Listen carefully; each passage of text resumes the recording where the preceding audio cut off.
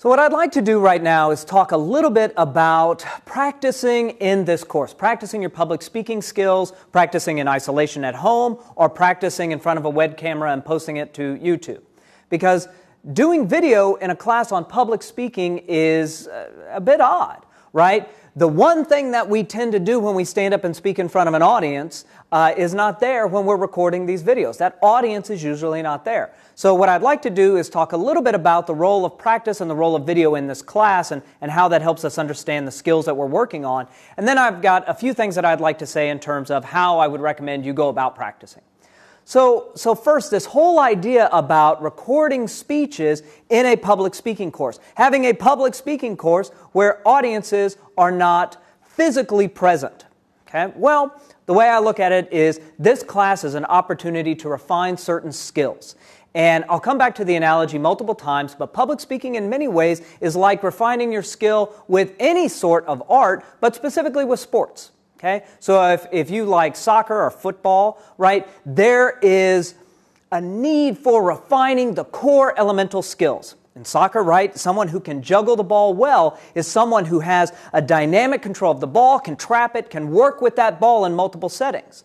Now, they're not going to do that in the middle of a game, right? They're not going to stop in the middle of the game and start juggling the ball. But they have skills that then can then be applied in the dynamic and ever-shifting nature of that game. Okay? That's what this course is. We are refining skills. We are isolating, honing these certain specific public speaking skills so that then you can take them to the actual speech setting. So then you can stand up in front of an audience and you can be better prepared. So, can standing up in front of a video be the exact same as delivering a speech for an audience of 20? No, it can't. I'm recording these speeches right now, and there are 2 cameras and 2 camera guys, but they don't look at me. So it's not the same. It's not the same. I don't have an audience to work off of. But it is an opportunity to refine certain skills so that when I do go out there in front of those audience, I can tap into that ability, most certainly. Okay? So we're focusing solely on skills in this class so that you can be more dynamic in the game. You can be more dynamic when you actually have an audience there present. And I'm reminded of a quotation, and this is often attributed to Seneca the Younger. Seneca the Younger was a writer, Roman writer, philosopher, writing at the dawn of the Common Era. And this quotation's attributed to him, and I think that attribution's actually kind of pretty dubious. But if he didn't say it or write it, it's probably something he would have agreed with. And that is, luck is what happens when preparation meets opportunity. Now, I don't know what type of public speaking opportunities you're going to find yourself in. To be fair, you don't either. Okay? Those are going to arise in the future. So you don't know what opportunities are out there. But this class is going to work on that preparation. Okay? So that's what I see the role of practicing in this class being able to refine those skills. Now, hopefully you will post videos and get some peer feedback. Okay? But that's not the same as having a physical audience present. But because of that, I want to shift now and talk a little bit to some recommendations I'd make to you in terms of practicing your speeches. We're going to start with an introductory speech. I'm going to ask you to practice it. When we get into next week, we're going to be talking about the impromptu speech, and I'm going to ask you to practice it. So there's sort of 3 key things that I want to make sure that you're at least thinking about when it comes time to practice your speech. One of them would be don't restart. Replicate your mobility in the speech. And whenever possible, speak at volume. Okay, so first off, don't restart your speech, either in practice when no one's around or if you're recording your speech. And I say that as much as possible. Don't re-record as much as possible. I hope one thing you'll notice in these videos that you're watching of me is they're one-shots. I don't restart these speeches. I don't restart these segments. And I'm doing that as a pedagogical principle. There are a couple of times when maybe I've got a flub that I wish I wouldn't have done. But if I'm in front of a live audience, I don't have the luxury of saying to everyone, okay, forget the past 15 seconds. Let's take it from back when I said That's not a luxury. So don't restart as much as possible, because really what I want you to be doing is practicing getting out of jams, not erasing them from history. Because again, that's what you're going to have to do when you stand up in front of an audience. You're going to have to, if you find yourself lost in a speech, take a moment, regather your thoughts, and keep pressing on. So don't restart as much as possible. And certainly don't restart simply because you said or ah. We'll get to this next week. We'll get to this in 2 weeks' time when we're talking about the delivery for the impromptu speech. But the issue with ers, or ahs isn't so much presence or absence. Did you say it or did you not? So much as it is context. Where is that flowing, right?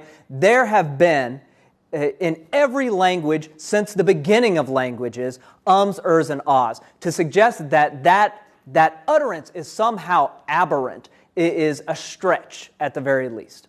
But we'll get to that. Don't merely restart because you said once. That's a performance orientation. We're all about communication orientation.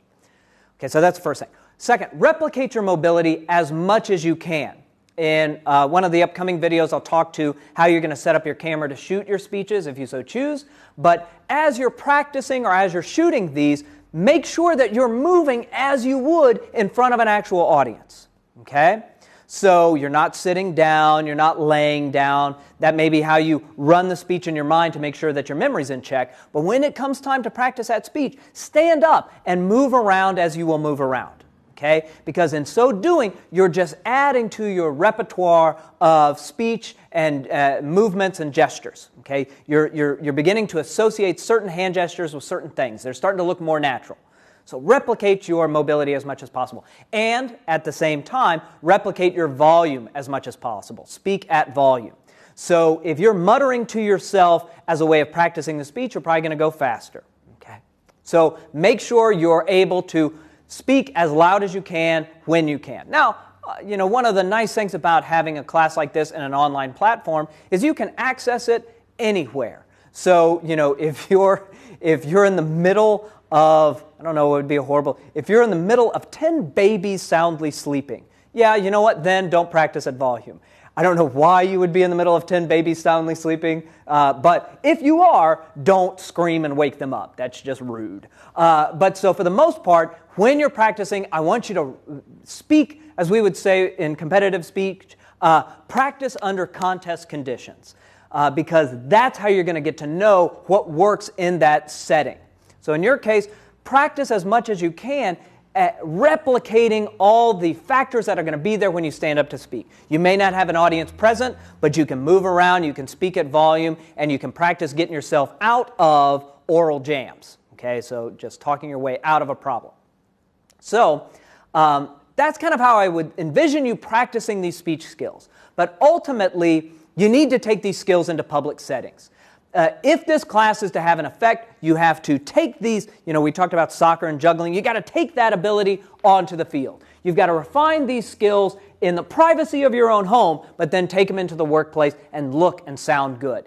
This class I want you to think of, and your practicing of these speeches I want you to think of as a workplace space. You get to play with new techniques and new approaches. Refine those that work, discard those that don't. But if these skills are really going to take and be useful to you in a real way, you got to take them into a public setting in order for them to thrive.